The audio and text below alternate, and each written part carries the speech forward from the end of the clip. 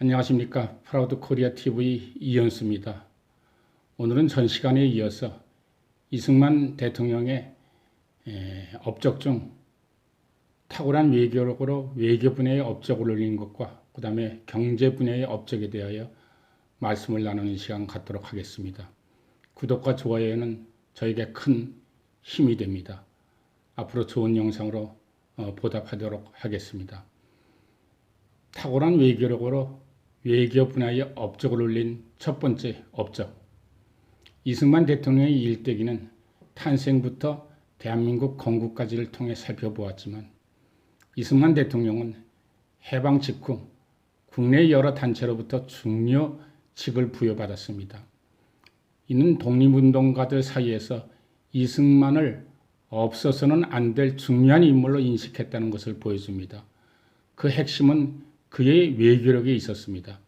일찍이 미국으로 건너가 유학을 하고 미국에서 활동한 덕분에 국제 정세에 대한 선견 지명이 있었고 국제사회에서의 약소국의 대표로 어떤 외교를 펼쳐야 하는지 잘 알고 있었습니다.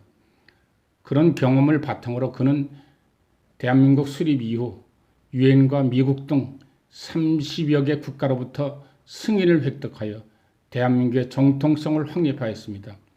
1952년에는 인접 해양에 관한 주권에 대한 대통령 선언, 일명 이승만 라인을 일방적으로 선포하여 독도를 포함한 해역에서 어적 자원 및 해저 자원을 보호하였는데 이는 1965년 일본과 어업협정이 맺어지기 전까지 한국의 배타적 경제 수역의 역할을 해왔습니다.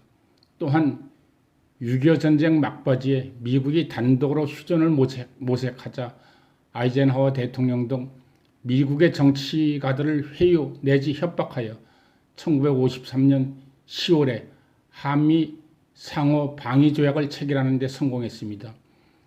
이는 시작부터 우리나라의 안보를 외세에 의존하게 만들었다는 일각의 비평적 견해도 있지만 이승만 대통령의 가장 손꼽히는 업적 중 하나이며 미국이 제공하는 군사적 보호 우산 아래 나라가 발전하게 되는 중요한 계기가 되었습니다.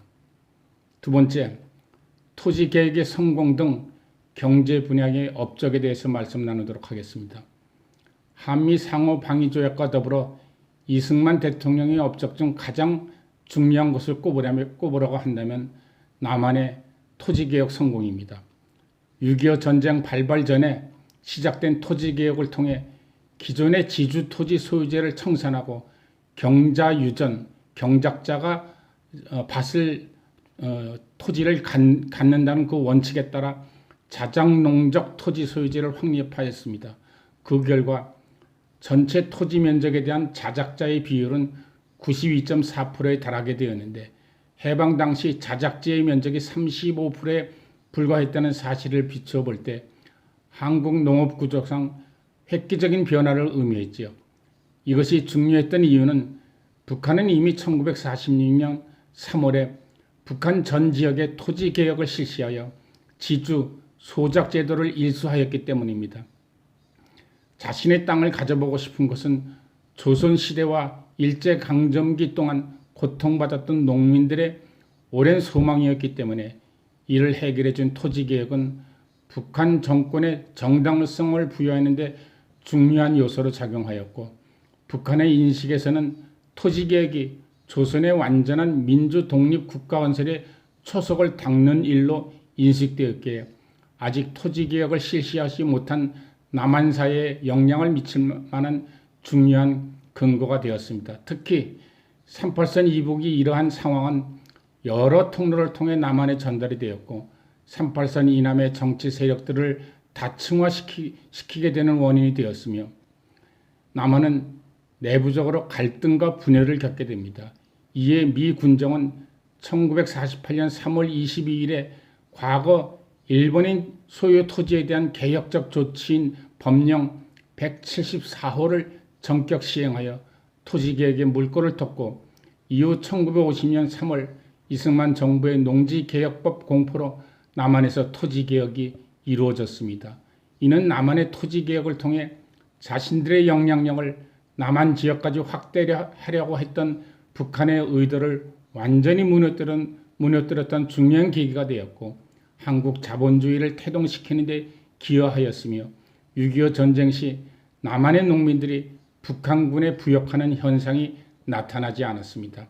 반면에 김일성은 남한의 성공적인 토지개혁 이후에 지주는 물론 모든 농민들의 토지를 몰수하여 협동농장을 만들었고 지식인들까지 몰아내므로 오직 노동자의 세상을 만든다는 명분으로 모든 국민에게 배급제를 실시하여 실질적인 국민의 노예화에 돌입합니다. 결과적으로 독재 국가가 되어 모든 국민들로 독재자 이른을 추정하게 만듭니다.